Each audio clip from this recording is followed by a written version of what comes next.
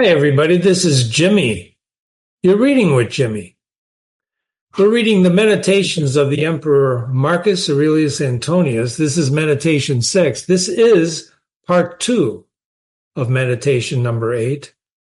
And we're going to begin with Meditation number 4. However, I wanted to call your attention that I did figure out who I was quoting, that we are the stuff that the stars are made of, or whatever. It was Carl Sagan. He was the astronomer who said that we are made of star stuff. Actually, we are made of the stuff of stars. And he popularized this phrase explaining the elements that make up our bodies. Carbon, iron, are the stuff that inside stars during their life cycle. So this is the idea that Marcus Aurelius talks about throughout his meditations about our composition and our relationship to nature. Don't ask me how he figured it out. I was just telling somebody before I decided to read this part 2 right now about this, and I was saying I just don't know how this guy figured all this out. Let's begin, shall we? Meditation 8, translated by George Long, number 44. See that thou secure this present time to thyself. For those who would rather pursue posthumous fame do not consider that the men of aftertime will be exactly such as these whom they cannot bear now, because both are mortal. And what is it in any way to thee if these men of aftertime utter this or that sound, or have this or that opinion about thee? Jimmy put the note here, fame, but he's also, again, part of Marcus's belief is to live in the present. Live in the present, right? Don't think about the past, the future. Everybody's mortal. We're all going to die. Number 45. Take me and cast me where thou wilt. For there I shall keep my divine part tranquil, that is content. And if it can feel and act conformably to its proper constitution. Is this sufficient reason why my soul should be unhappy and worse than it was, depressed, expanded, shrinking, affrighted? And what wilt thou find which is sufficient reason for this? George has a footnote here, and he says, it is difficult to find an apt expression for this word in Greek and some of the other words in this meditation, and compare it. And then he tells us number 9, number 12, which we'll read, number 11, which we will read soon, will help to explain the meaning. Maybe, maybe not. Examine this closely. Who is Marcus talking to? Number 45. Take me and cast me where thou wilt. Throw me where thou. Who's thou? Who's he talking to?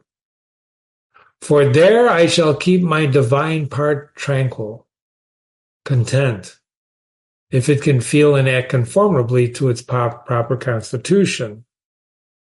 Is this sufficient reason? Now, George put these brackets in there, change of place.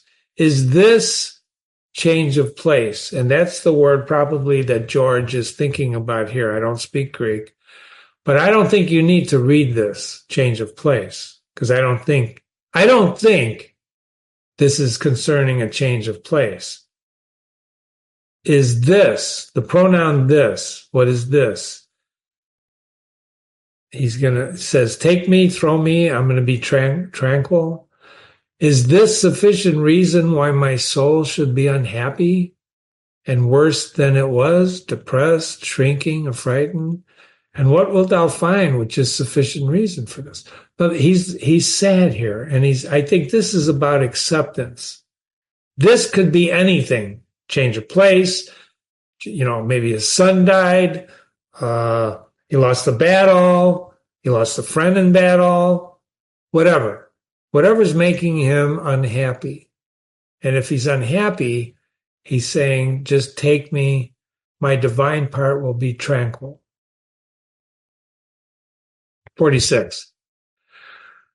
Nothing can happen to any man which is not a human accident, nor to an ox, which is not according to the nature of an ox, nor to a vine, which is not according to the nature of a vine, nor to a stone, which is not proper to the stone. If then there happens to each thing both what is usual and natural, why should thou complain?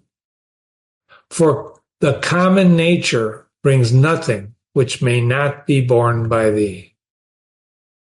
This is a recurring thought that people they are incapable of handling whatever is thrown at them. They're very capable of handling whatever's thrown at them. And so Jimmy put the word fate here. This is kind of fate, but it's more than fate.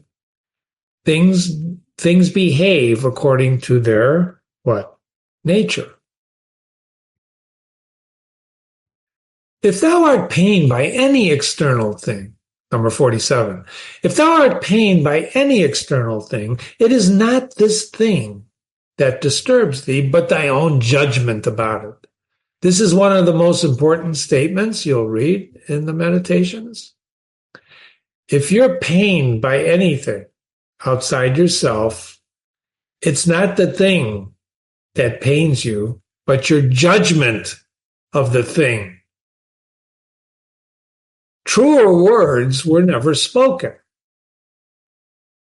And it is in thy power to wipe out this judgment now. Remember, who's he talking to? He's talking to himself.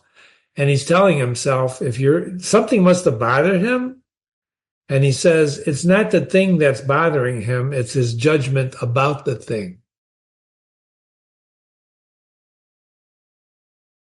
But if anything in thy own disposition gives thee pain, anything in yourself, who hinders thee from correcting thy opinion? Who stops you from correcting your opinion? Remember, opinion is an important word in the Meditations. It's your judgment call. It's your opinion. Everybody has opinions. And even if thou art pained because thou art not doing some particular thing which seems to thee to be right, why dost thou not rather act than complain? There's a hyphen here, so there's a pause in his thinking. But some insuperable obstacle is in the way. Dash. Do not be grieved then, for the cause of its not being done depends not on thee. Hyphen. Pause. But it is not worthwhile to live if this can't be done. Pause. Take thy departure then from life contentedly, and just as he dies who is in full activity and well pleased too with the things which are obstacles. This is a sad one. This is contemplate, this is cause and effect and obstacles. So here he starts out by saying whatever pains you is not the thing, it's your judgment. So it's in your power to change your judgment. And if your own disposition gives you pain, for example, something in yourself, you find out, oh God, I can't stand myself, right? Who hinders you from correcting their opinion? Who stops you from changing your opinion?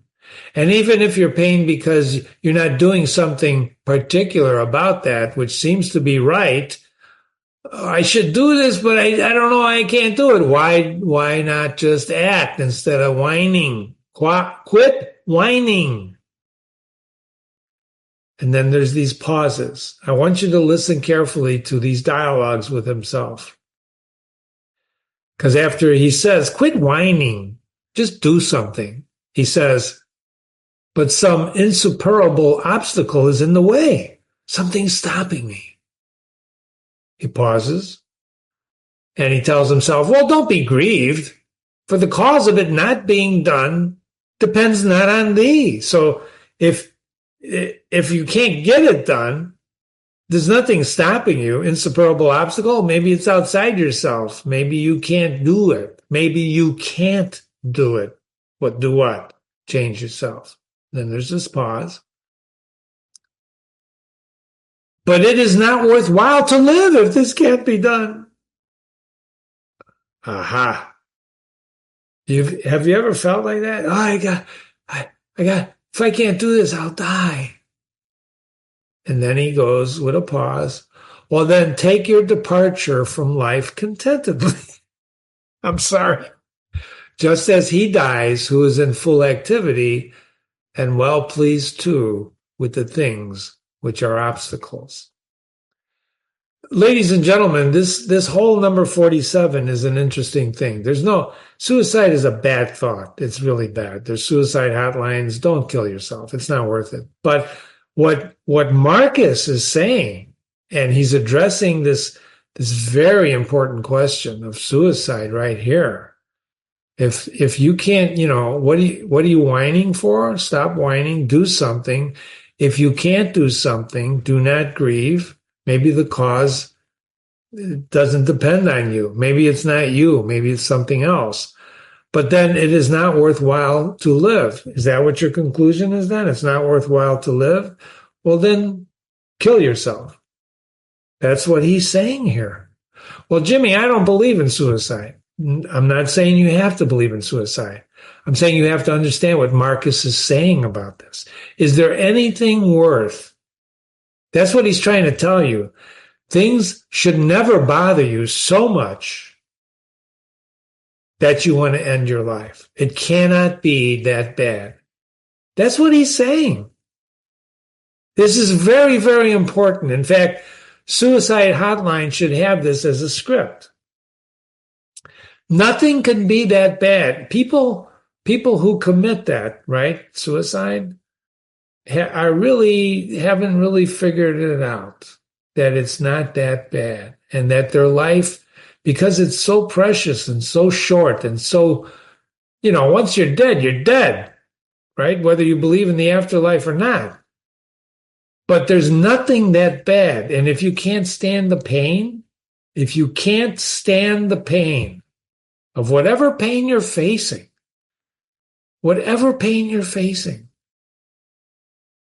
take thy departure contentedly. Don't do it. Do not do it. Call Jimmy. Write Jimmy first. I'm telling you, don't do it.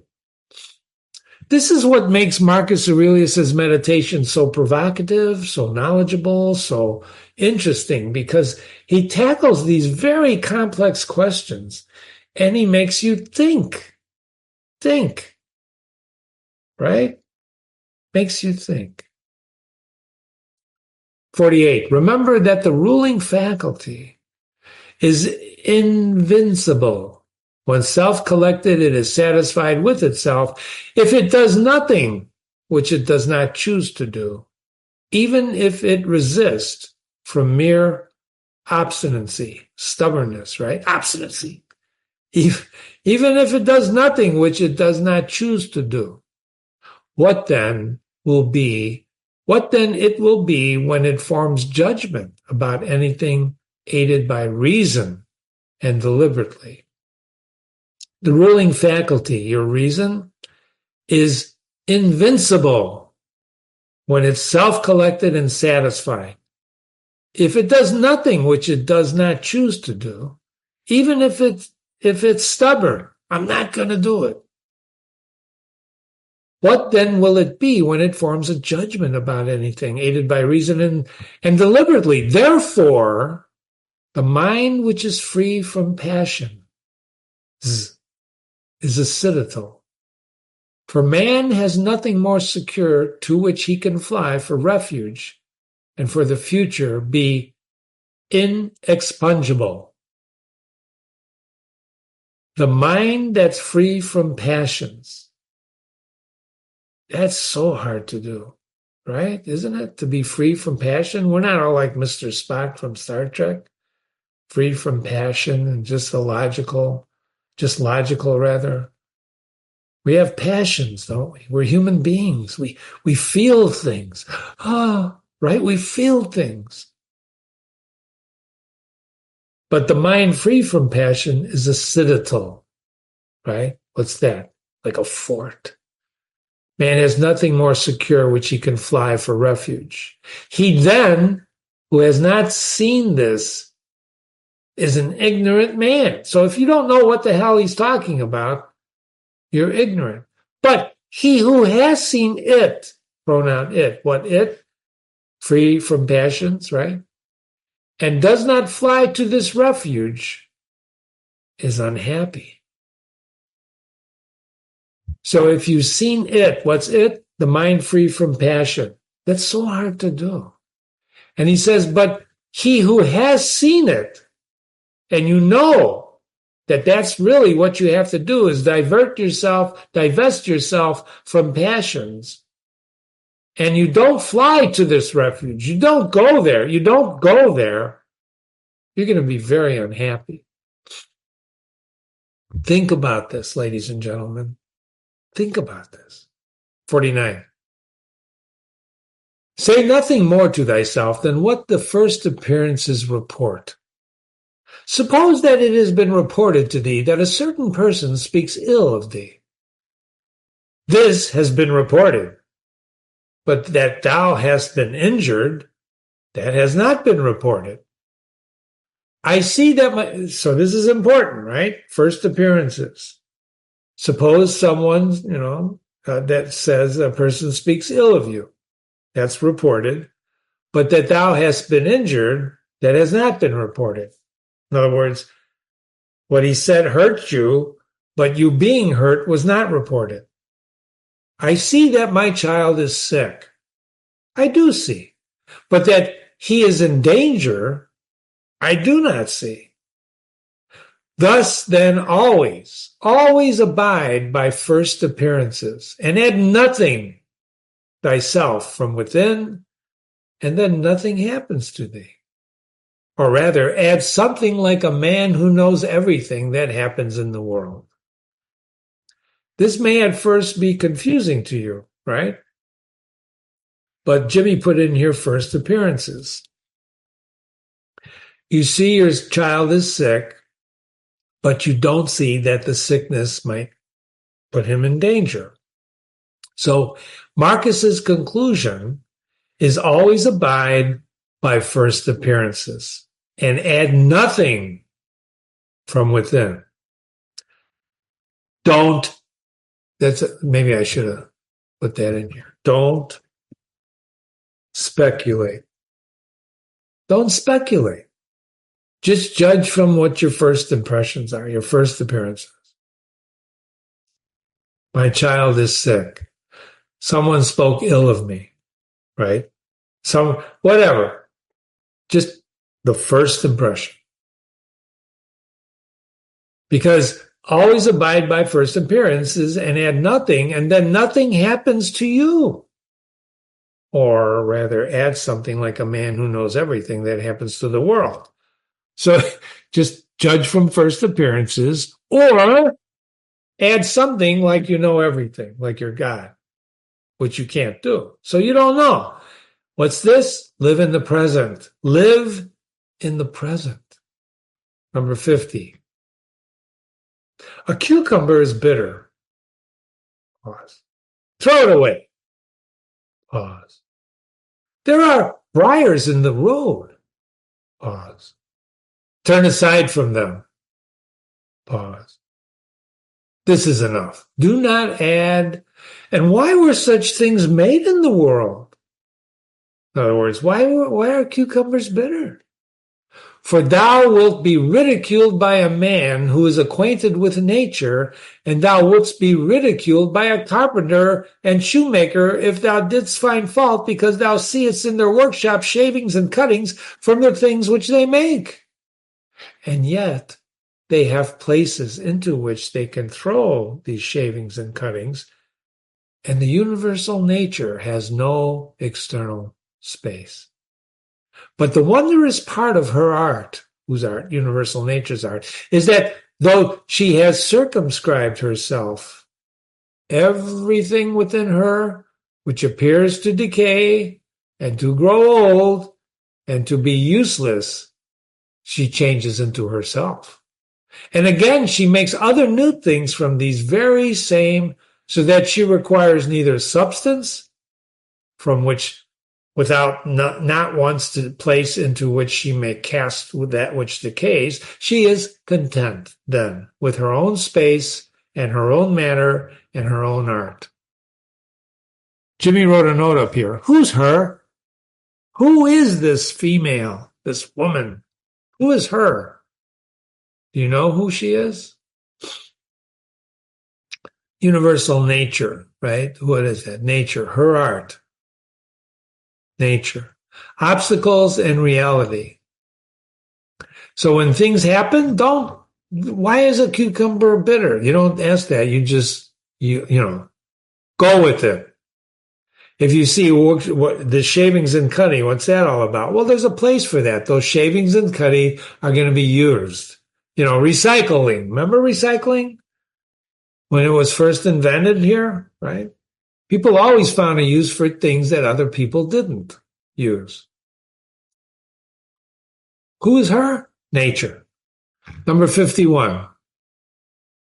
Neither in thy actions be sluggish, nor in thy conversation without method, nor wandering in your thoughts, nor let that be in thy soul inward contention, nor external effusion, nor in life be so busy as to have no leisure. Suppose that men kill thee, cut thee into pieces, and curse thee. What then can these things do to prevent thy mind from remaining pure, wise, sober, and just? For instance, if a man should stand by a limpid, pure spring and curse it, the spring never ceases sending up potable water. And if he should cast clay into it and filth, it will speedily disperse them and wash them out, and it will not be at all polluted. Well, how then shalt thou possess a perpetual fountain? By forming thyself hourly to freedom conjoined with contentment, simplicity, and modesty. This is change, but it's also how to live. Think about this. So in your actions, don't be sluggish. In your conversations, don't just wander. Don't let your thoughts wander around, blah, blah, blah, blah, blah. And suppose somebody kills you. What can these things do to prevent your mind from remaining pure, wise, and sober? Well, Jimmy, I'd be dead. Well, you would be, but let's say somebody's going to kill you. That doesn't mean you should stop being pure, wise, and sober. So if you stand by a spring and you curse it, the water is just going to be potable water. If you throw crap into it, it's going to disperse it, right? And become potable again. So by forming yourself hourly to freedom, conjoin, right? Combined with contentment, simplicity, and modesty. That's how to live. Amazing. Number 52. He who does not know what the world is, does not know where he is. And he who does not know for what purpose the world exists, does not know who he is, nor what the world is. But he who has failed in any one of these things could not even say for what purpose he exists himself. What then do you think of him who seeks the praise of those who applaud, of men who know not either where they are or who they are? Self-knowledge. Jimmy wrote self-knowledge. He who does not know what the world is does not know where he is. Relativity, position. You're falling in space in a closed box, no windows. You don't know you're falling. You need a reference point. You need a reference point, coordinates. You have to have coordinates. You have something to relate to. Otherwise, you will never know where you're at. He who does not know what the world is does not know where he is, right? An electron moving around an atom, if you've studied physics, right? In the old days, you believe these electrons go around atoms, and they certainly move, right? But quantum physics told us, teaches us, informed us that the more this electron, changes its position, the faster it moves. And the more you can chart its velocity, the more you don't know where it's at. Ladies and gentlemen, you are like an electron. The more you chart your velocity, the more you don't know where you're at, and the more you know where you're at, the faster you go. Think about this. This is way before Einstein.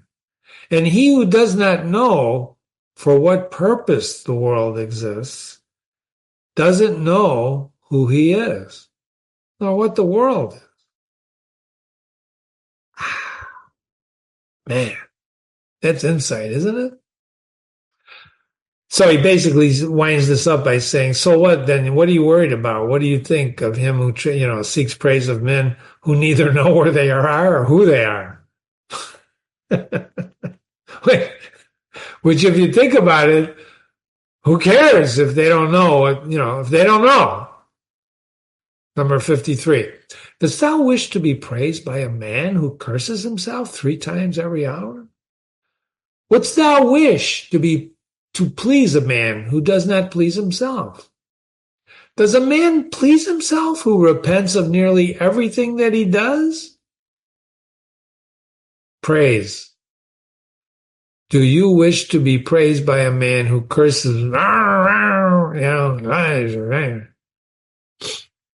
54. No longer let thy breathing only act in concert with the air which surrounds thee, but let thy intelligence also now be in harmony with the intelligence which embraces all things.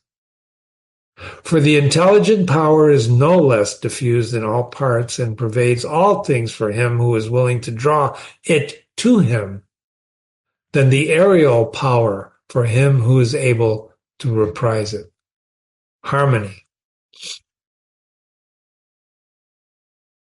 Number 55.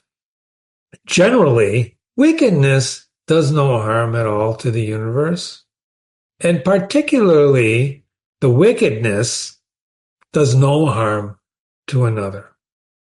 It is only harmful to him who has it in his power to be released from it as soon as he shall choose. This is his note on wickedness. Wickedness doesn't do any harm to the universe. Wickedness doesn't harm other people. It's only harmful to the person who has it in his power to be released from wickedness as soon as he shall choose. How do you release yourself from wickedness? Stop being wicked. Turn to goodness. I got question marks here because one of the things that you have to ask yourself when you're reading meditations, these meditations by Marcus Aurelius, is A, do you believe him? And if you do believe him, that's good. If you don't believe him, why don't you believe him? And what should you believe instead of what he's telling you? And here he's saying there's no such thing as wickedness. There is, but it doesn't do any harm. So if you hurt someone, that's that wicked or not? Of course it is. Is it only harmful to him who has the power to be released from it as soon as in other words, you choose not to be wicked. I choose not to do this. Star Trek had a great episode. I choose not to fight today. I choose. Choice. Freedom. Freedom. If you can't control yourself from being wicked, what are you? What should you do? 56. To my own free will, the free will of my neighbor is just as indifferent as his poor breath and flesh. For though we are made especially for the sake of one another, still the ruling power of each of us has its own office. For otherwise my neighbor's wickedness would be my harm, which God has not willed, in order that my unhappiness may not depend on another. There's the word God again. Okay? Here. To my own free will, the free will of my neighbor is just as indifferent as his poor breath and flesh. In other words, we all have got free will. For though we are made to help, sake for one another, we are made especially for each other, the ruling power of each of us, our reason, our soul, who we are, has its own office. Otherwise, my neighbor's wickedness, which you just talked about, would be my harm, which God has not willed, in order that my unhappiness may not depend on another.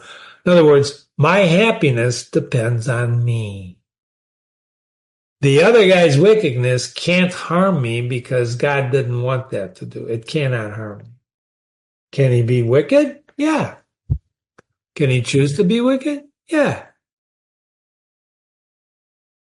He seems to struggle to define wickedness and doing harm to one another, doesn't it? He's not struggling with this, but he is. He's just rationalizing wickedness, which is okay. And you have to think deeply about this. 57. The sun appears to be poured down, and in all directions, indeed, it is diffused, and yet it is not effused. Effused, diffused. Little notes here. Okay, effuse, to pour out, to cause to flow out. Commonly used context involving liquids. Diffuse, to spread out over a large area. To pour out, to spread out, to scatter. Slight differences, to disperse. Effuse. So he's saying the sun appears to be poured down, the light, right? Spread in all direction, it diffuses itself. Yet it is not effused. It's not poured out. For this diffusion is extension. Accordingly, its rays are called extensions. He puts in the Greek word in brackets, because they are extended. Puts Greek words and gives you a footnote. A piece of etymology, right?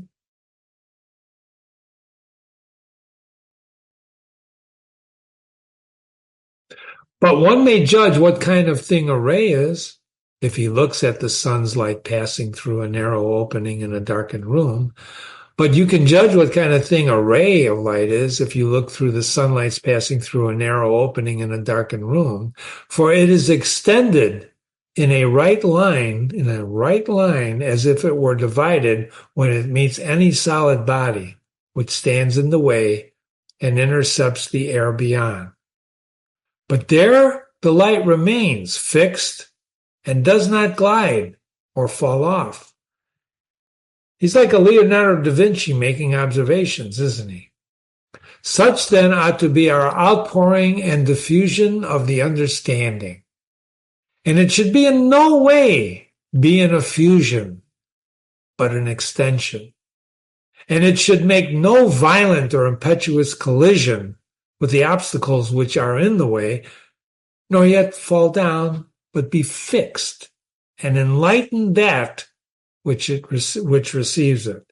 For a body will deprive itself of the illumination if it does not admit it. I put the word understanding in here, and this bears rereading and rereading again. Because he's trying to do a comparative, an analogy to light, sunlight. And what's he comparing sunlight to? Understanding. He's trying to say sunlight is understanding. It should in no way be a fusion, but an extension, and make no violent, impetuous collision, right? A body will deprive itself of illumination if it does not admit it. Well, of course it will. You won't take in the understanding if you don't admit it. 58. He who fears death either fears the loss of sensation or a different kind of sensation. But if thou shalt have no sensation, neither wilt thou feel any harm. And if thou shalt acquire another kind of sensation, thou wilt be a different kind of living being, and thou wilt not cease to live.